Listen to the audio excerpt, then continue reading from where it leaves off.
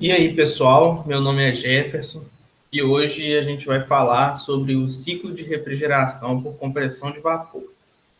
Vale ressaltar que a bomba de calor por compressão de vapor é um sistema de climatização que pode funcionar tanto para aquecer quanto para resfriar ambientes.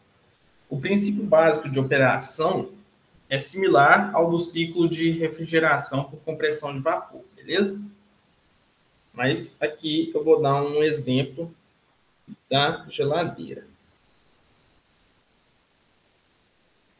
Beleza. Nesse ciclo, ele é composto por 4 dispositivos, no qual eu irei apresentar para vocês hoje.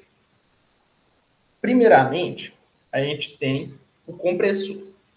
O compressor, a função dele é comprimir o fluido refrigerante. Termodinamicamente falando, a gente injeta trabalho no compressor e nesse mesmo momento temos um incremento de pressão no fluido. Beleza? Eu vou chamar aqui esse trabalho de WC. Certo. Partindo do compressor, a gente tem o condensador. O condensador, ele faz parte do ciclo de refrigeração, mas ele fica localizado na parte externa do nosso sistema. Por exemplo, aquele gradil que fica atrás da nossa geladeira, ele é um condensador. Termodinamicamente falando, a função do refrigerador é trocar calor do fluido com o ambiente externo, com a vizinhança, que está em uma temperatura mais baixa, transformando assim o fluido que estava na fase de vapor para líquido. Quando ele sai do compressor, ele estava na fase de vapor e aqui ele sai na fase líquida. Depois eu vou explicar se é vapor superaquecido, essas coisas. Certo. Como ele troca calor com o ambiente, a gente pode botar aqui saindo um Q-high, que é uma troca de calor em alta temperatura. Beleza. Saindo do condensador, a gente tem a válvula de expansão ou tubo capilar, que é uma restrição. Ela é uma parte crucial no sistema e ela permite uma rápida expansão desse líquido. Sai o líquido aqui, ó, aí ela vai para cá, líquido. Beleza. Ele faz essa baixa pressão rapidamente, onde ela faz essa expansão bem rápido e faz com que a pressão tenha uma queda de pressão muito alta, faz com que a pressão abaixe. Isso faz com que a temperatura do fluido, devido a essa rápida expansão, ela caia significativamente. Ou seja, na saída do condensador, ele está um fluido muito quente, aí ela vai fazer ele resfriar, vai fazer a temperatura cair muito. Saindo do tubo capilar, a gente tem uma parte aqui saindo que vai ser líquido mais vapor. Mais para frente eu vou explicar melhor também. Indo para o evaporador, ele acontece na parte interna do sistema. Ou seja, ele também é um trocador de calor e permite com que o fluido troque calor com a parte interna do refrigerador. E nesse momento que a gente tem uma injeção de calor para o fluido de trabalho, que estava inicialmente a uma temperatura baixa devido ao processo anterior, que foi da válvula de expansão. E aqui ele vai trocar calor com o ambiente. Vai passar do ambiente para o fluido.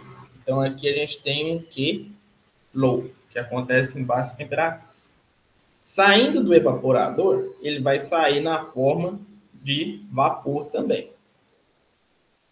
E vai voltar para o ciclo. Vou só colocar setinhas aqui, que eu tinha esquecido. Beleza. Nesse ciclo, a gente tem 4 processos. E eu vou estar chamando ele aqui de 1 para 2. A gente tem o processo do compressor, que ele fica aqui, ó, de 1 para 2. Tá? Esse processo, ele ocorre no compressor, como eu já havia dito, e é uma compressão adiabática.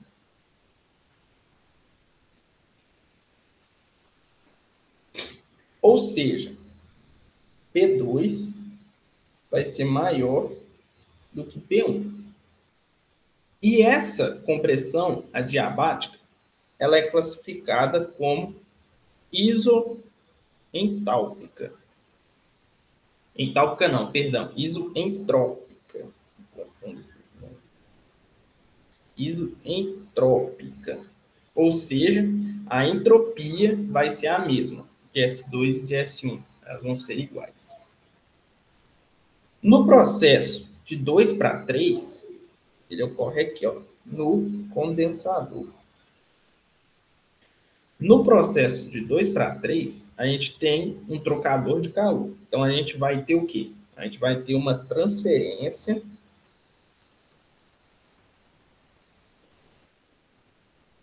de calor. Essa transferência de calor, ela vai ser classificada como isobárica. Ou seja, ela vai ocorrer com uma pressão constante. Como eu tinha dito, saindo aqui do compressor, ele vai sair no estado de vapor. Mas ele pode sair tanto vapor saturado como vapor superaquecido. Então, aqui nesse pedacinho, geralmente, a gente tem vapor superaquecido. Aí aqui ele vai virar vapor saturado e depois ele vai sair como líquido saturado. Beleza? Vai sair como líquido saturado. Beleza. Na válvula de expansão, a gente vai ter o quê? A gente vai ter uma expansão. O próprio nome já diz. A gente vai ter uma expansão adiabática também. Só que, diferente do compressor, essa expansão adiabática, ela é classificada agora sim como isoentálpica. Ou seja, a entalpia vai ser igual em 3 e 4. E, como é uma expansão adiabática, P4 vai ser menor do que P3. E para finalizar, no evaporador, a gente vai ter um trocador de calor, né, que é o evaporador, e também vai ter uma transferência de calor. Transferência de calor. Beleza. Essa transferência de calor, ela vai ser classificada como isobárica também. Ou seja, a pressão de 4 e de 1 vão ser iguais. Só que aqui na saída da válvula de expansão, ela vai entrar líquido mais vapor e vai sair vapor saturado. Eu não lembro se eu falei ou deixei de falar. Aqui, ó, no 3, do 3 para o 4, como ele vai sair líquido saturado e aqui na saída aqui do 4, eu tinha esquecido de botar aqui, ó, na saída aqui do 4, ele vai sair líquido mais vapor. Então, a gente vai ter aqui um título. A gente vai ter essa diferença aí, vai ter que calcular também. Beleza. Como eu já havia dito no comecinho, a bomba de calor ela tem esse mesmo processo, só que ocorre de forma contrária, para aquecer ao invés de resfriar. Beleza. Partindo aqui desses processos, desses 4 estágios, a gente pode traçar um diagrama de temperatura por entropia. Temperatura, acho que é isso mesmo, temperatura por entropia. Beleza. No compressor, a gente vai ter ele aqui, inicialmente, a uma baixa temperatura, e quando ele vai para o 2, a gente tem o quê? Do 1 para o 2, a gente tem uma compressão adiabática. Ou seja, P2 é maior do que P1. Consequentemente, a temperatura também vai aumentar. E ela é classificada como isoentrópica. Então, a entropia aqui ó, vai ser igual. S1 vai ser igual a S2. A gente tem aqui processo 2. Beleza. Aí aqui vai ser constante. Beleza. Do 2 para o 3, a gente vai ter uma transferência de calor isobárica. E a gente pode ver aqui que ele vai para líquido saturado. Ele vai entrar o quê? Ele vai entrar vapor superaquecido. Tá aqui na linha do vapor superaquecido. Se a gente imaginar aqui, ó, a linha da pressão 2 e aqui a linha da pressão 1,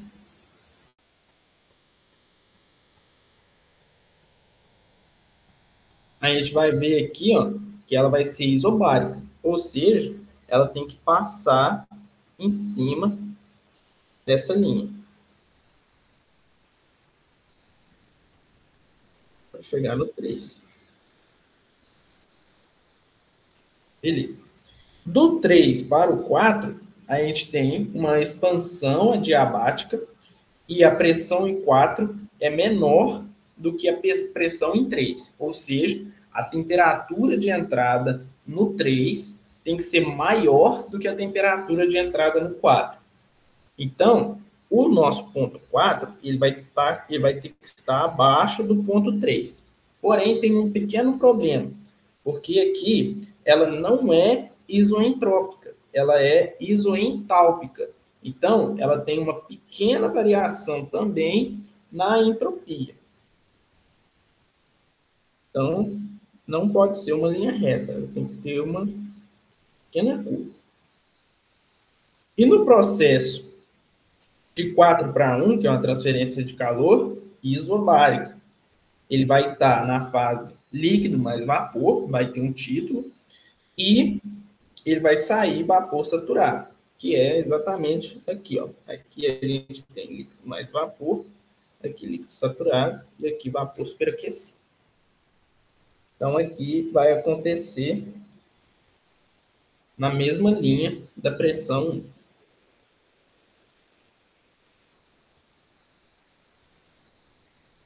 Então beleza, pessoal. É isso aí.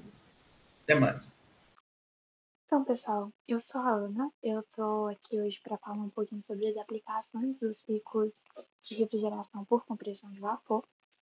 Como o Jefferson tinha explicado também anteriormente, ele não funciona só para refrigeração, então também vou dar alguns exemplos do uso desse ciclo como bomba de calor. Começando pelas aplicações de refrigeração, ele é um ciclo, é um método que a gente usa praticamente em todo o nosso dia a dia. E para uso doméstico, principalmente, que é o mais comum, né, que a gente vê no dia a dia, a gente tem ele como ar-condicionado, como geladeira, ar-condicionado automotivo também, que é realmente esse o funcionamento é, a gente pega o calor de dentro e joga para fora, que é o que o ar-condicionado faz, né? Ele vai pegar o calor do ambiente, ele vai expulsar esse calor do ambiente, deixando o ambiente refrigerado, mais frio. No âmbito industrial, a gente vai ter aí freezers de supermercado, a gente tem câmaras frias ou aquelas câmaras de açougue, câmara frigorífica, né? A gente tem caminhões refrigerados que funcionam basicamente com. O Carlos vai explicar um pouco melhor sobre quais são os equipamentos, mas ele tem quase que um ar-condicionado embutido na caçamba do caminhão, né, no baú, que faz com que seja refrigerado lá dentro. E também na área hospitalar é muito usado, porque vacinas, alguns medicamentos, eles precisam estar sempre a uma temperatura baixa específica, não podem ficar sofrendo com variações de temperatura. Então, muito usado também aí na área hospitalar farmacêutica. Na questão do aquecimento, aqui na imagem, inclusive, a gente tem uma estufa, que esse ciclo ele é muito usado como bomba de calor no ramo agrícola, pelo que eu pesquisei, foi uma das áreas fora o doméstico em que ele é mais usado como bomba de calor. Seria na área agrícola como estufas, porque o que é a função da estufa, né? A estufa, ela tem que aquecer até uma determinada temperatura e manter aquele ambiente quente para o crescimento e desenvolvimento ali do cultivo. Então, a bomba de calor, aqui tem até o exemplo de uma, como funciona, é muito usada nesse ramo agrícola, também é muito usado em secadores de semente, que seria para aquecer mesmo até ali torrar a semente, aquecer a semente para ela secar.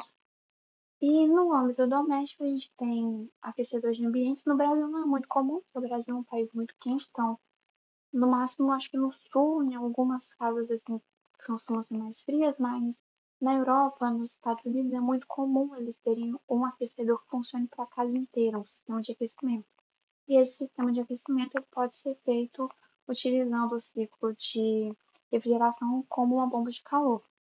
Além desse aquecimento de ambiente, desse aquecedor de ambiente, ele também pode ser usado para aquecimento de água.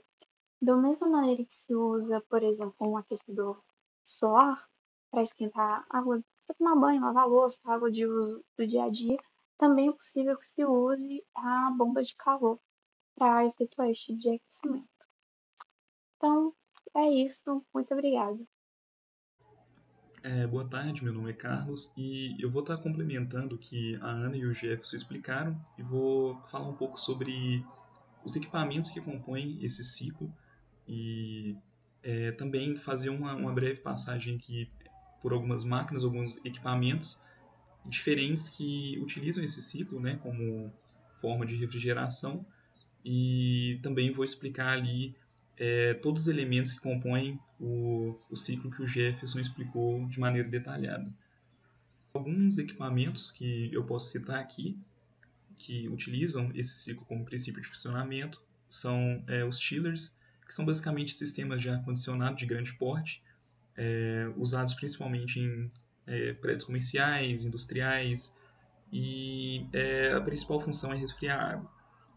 Um segundo exemplo que eu posso dar é unidade de refrigeração comercial, perdão, usada em supermercados, armazéns frigoríficos e tem como objetivo trabalhar, né, no resfriamento de alimentos e medicamentos. Uma outra forma de utilização desse ciclo seria através das bombas de calor, que são utilizados para aquecimento, né, como o nome diz, para ambientes, aquecimento de ambientes, né? As bombas de calor ela também operam no ciclo compressão de vapor.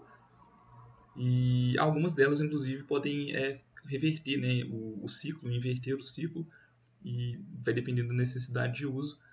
E também sistemas de refrigeração de processos industriais que são utilizados para controle de temperatura na indústria química, fabricação de plástico, resfriamento de equipamento no setor de eletrônico, né?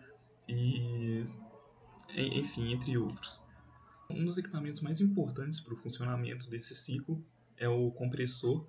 E eu listei 4 que existem vários tipos de compressores, mas Esses 4 aqui, eles são relativamente comuns, mas esse primeiro, que é o compressor hermético, é o mais comum deles, é o que a gente encontra na maioria das aplicações residenciais, comerciais de baixo porte, pequeno porte, e ele se utiliza basicamente ele funciona, né, através de um pistão, e esse pistão ele comprime o refrigerante e durante o movimento para cima, e quando o movimento é para baixo ele é aspirado. Ele é escolhido principalmente pelo baixo custo e também pelo silêncio, né? Ele é silencioso e ele é eficiente também. Então, ele opera de forma silenciosa, ele tem menos vibração e por isso ele é assim, extensivamente usado pela indústria. O segundo é o compressor inverter, que é uma variação desse compressor hermético. Você consegue ajustar, né, a velocidade eletronicamente, essa velocidade de operação de acordo com a demanda, né, e isso ocasiona um baixo consumo de energia e uma operação mais silenciosa também. E o terceiro aqui, que é o compressor scroll, esse compressor ele é mais utilizado em modelos de alta eficiência, então aplicações industriais, onde a temperatura exige sempre estar sendo rigorosamente controlada, monitorada, e por isso, né, ele é a escolha principal da indústria para aplicações de alta performance. E ele tem menos vibração também, e você não acha ele comumente em aplicações residenciais, né? Como eu falei, ele é mais voltado para a indústria específica. Agora, falando um pouco sobre a válvula de expansão, existem alguns tipos de válvulas de expansão. Algumas são controladas eletronicamente e outras são termoestáticas, mas a função, basicamente, é controlar o fluxo de refrigerante, né, do refrigerante, entre o condensador e o evaporador. E assim, regulando esse fluxo, ele garante que esse refrigerante ele se expanda corretamente ao entrar numa zona de baixa pressão. Fazendo um pequeno resumo sobre esse ciclo, que tem 4 principais componentes, o compressor ele aspira o refrigerante em baixa pressão do evaporador e o comprime. E assim, consequentemente, aumenta a pressão e a temperatura do fluido. O condensador ele recebe esse refrigerante comprimido e libera calor para o ambiente, né? E o refrigerante se condensa em líquido e é encaminhado para a válvula de expansão, que por sua vez reduz a pressão desse refrigerante, controla o fluxo para a entrada no evaporador. E o evaporador, quando recebe esse refrigerante em baixa pressão, né, o refrigerante ele evapora e, consequentemente, absorve calor do ambiente a ser resfriado. E assim se perpetua esse ciclo, né, que tem, como eu disse, 4 principais componentes, e entre esses 4 principais componentes eles podem ter diferentes modelos, diferentes tipos, né, mas basicamente esse é o princípio de funcionamento de cada um. Boa noite a todos, meu nome é Emanuel e agora eu vou resolver um exercício sobre o ciclo de refrigeração por compressão de vapor. Eu estou utilizando o livro Fundamentos da Termodinâmica, 7ª edição. Estou usando em inglês porque, como eu vou resolver no computador, o PDF que eu achei que o livro estava completo estava em inglês. Eu cheguei a baixar um em português, mas ele só estava indo até o capítulo 9. Mas eu vou pegar uma questão simples aqui, fácil de traduzir, para ficar fácil de todo mundo entender. Vou diminuir aqui minha carinha, para todo mundo ver minha tela. Fechou. Aqui no cantinho. Vamos lá. Vou resolver o exercício 11.75 aqui. Um refrigerador utiliza fluido de trabalho R134A e tem a temperatura mínima do ciclo como menos 10 graus Celsius e a pressão máxima de 1 megapascal. Assumindo que é um refrigerador ideal, um ciclo de refrigeração ideal, conforme a figura 11.21, que eu vou estar mostrando aí, encontre a transferência de calor específico da fonte fria, da fonte quente e determine o coeficiente de performance. Aí eu vou mostrar aqui, eu tirei um print. Esse aqui é o ciclo ideal. Ele é composto de 4 etapas. A saída do evaporador entra no compressor. Depois do compressor já vai para um condensador. Na saída do condensador passa numa restrição e reinicia o ciclo. Por ser ideal, a gente pode assumir que todos os processos são reversíveis. Então eu posso já afirmar que de 1 para 2 vai ser adiabático reversível, lógico, logo vai ser isoentrópico. De 2 para 3 vai ser isobárico, 3 para 4 também é isoentrópico, e de 4 para 1 nós vamos considerar que vai ser isotérmico. Então vamos lá. Fiz um Excelzinho aqui só para a gente pôr os dados. Mas eu vou estar resolvendo mesmo no EES, é um software. É Engineering Equation Solver. Um software bem dinâmico e bem intuitivo. Mas vamos por aqui, ó. Ele fala que a temperatura mínima do ciclo é menos 10 graus Celsius. Onde que é a temperatura mínima? A temperatura mínima vai ser na entrada do compressor, na saída do evaporador. Então aqui, ó, T1 igual a menos 10 graus Celsius. Outra coisa que a gente pode afirmar é que se é um ciclo ideal e o compressor trabalha com vapor, a gente pode afirmar que aqui não vai ter nada de líquido. Então, logo, o título vai ser igual a 1.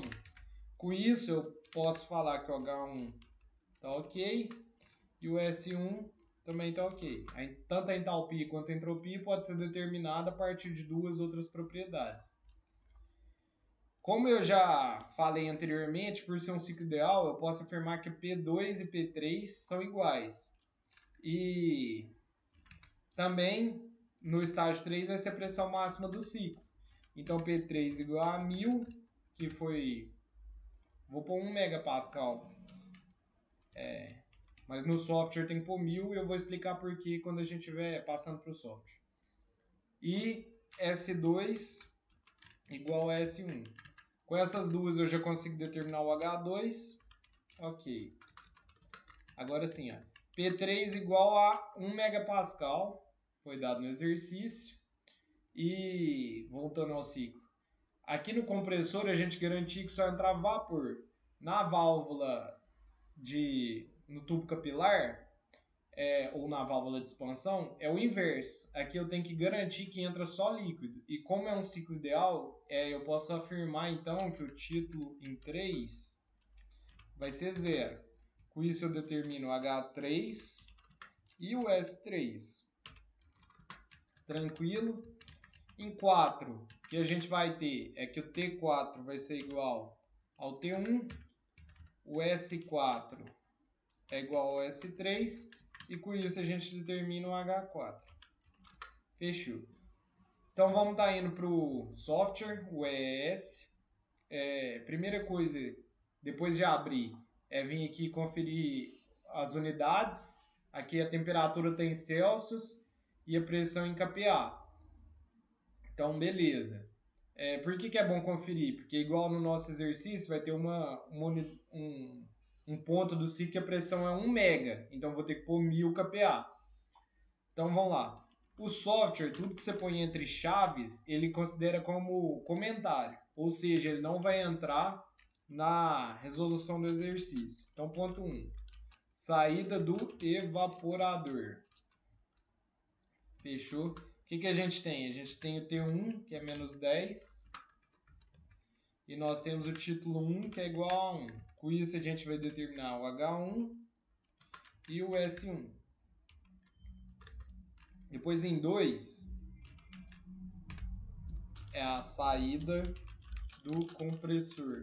Na saída do compressor, o que nós temos? Nós temos que o S2 é igual ao S1, P2 igual a P3, e com isso a gente vai determinar o H2. Depois eu vou ensinar como que determina tudo. No 3, que é a saída do condensador. O que nós temos em 3? Nós temos a pressão, que é igual a 1000, como eu tinha falado. O título aqui vai ser 0. Com isso a gente vai determinar o H3 e o S3. Estou basicamente falando tudo que a gente já conversou aqui no Excel, passando para o software. E no 4, que é a saída da restrição, ou entrada do evaporador, restrição. No 4 a gente tem que o T4 é igual ao T1, o S4 é igual ao S3 e com isso a gente determina o H4. Beleza. Como que a gente faz então para determinar as propriedades? A gente vem aqui ó, em Options, Function Info. Aí vamos aqui, ó, propriedade dos fluidos. Eu escolho o fluido de trabalho, que no meu caso é R134A. Pego aqui, entalpia. Então eu estou aqui ó, com entalpia em função da temperatura e da pressão. Só que eu tenho a temperatura e título. Então eu mudo aqui para x igual a x1. Beleza. Agora eu venho aqui, mesma coisa, entropia. E também mesma coisa. Troco aqui de x igual a x1. Foi. Agora em 2, eu venho aqui, mesma coisa, entalpia. Só que o que eu tenho? Eu tenho pressão e entropia. Então eu mudo aqui P igual a P2 e S igual a S2. No condensador vai ser a mesma coisa aqui de cima. Então vou pegar aqui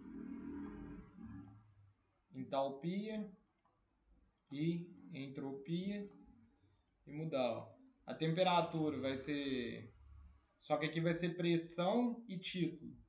Então aqui vai ser x igual a x3 e P igual a P3.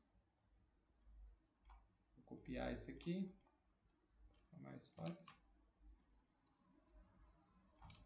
Tranquilo. E agora o H4. Entalpia. T em função de T1 pode ser, porque T1 é igual a T4. E S igual a S4. Depósito de todos os dados, a gente vai vir aqui solve, só para conferir se não faltou nenhuma variável, se a digitação está toda correta. E aqui, ó, ele resolveu, a gente não vai conferir agora, mas então significa que pelo menos a digitação está toda certa. Então vamos ao que o exercício está pedindo mesmo. Ele está pedindo a transferência de calor específico da fonte fria, da fonte quente e o coeficiente de performance, COP, ou beta. Eu vou chamar de COP também. Então vamos lá.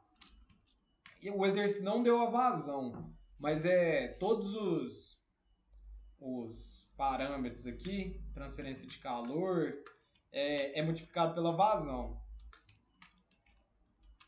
WC e o COP. Beleza. A gente tem aqui, ó, QL. O QL, o que é o QL? O QL é o Q do evaporador. E ele é a vazão, que nesse caso a gente vai assumir que é 1. Então, como a vazão vai ser 1 para tudo, não precisa colocar. Vai ser a entalpia que sai menos a entalpia que entra. Então aqui vai ser H1 menos H4. O QH é o do condensador. No condensador, a fórmula é a inversa. É o que entra menos o que sai. Então aqui vai ser H2 menos H3. O W do compressor também é a mesma coisa. Vai ser H1 menos H2. H1 menos H2. E o COP nada mais é que a transferência de calor na fonte fria dividido pela potência do compressor em módulo. Para colocar o módulo, a gente vem aqui como se fosse as propriedades do fluido, só que vai ser aqui, ó, funções matemáticas. E a primeira aqui mesmo, a ABS. A ABS é o módulo.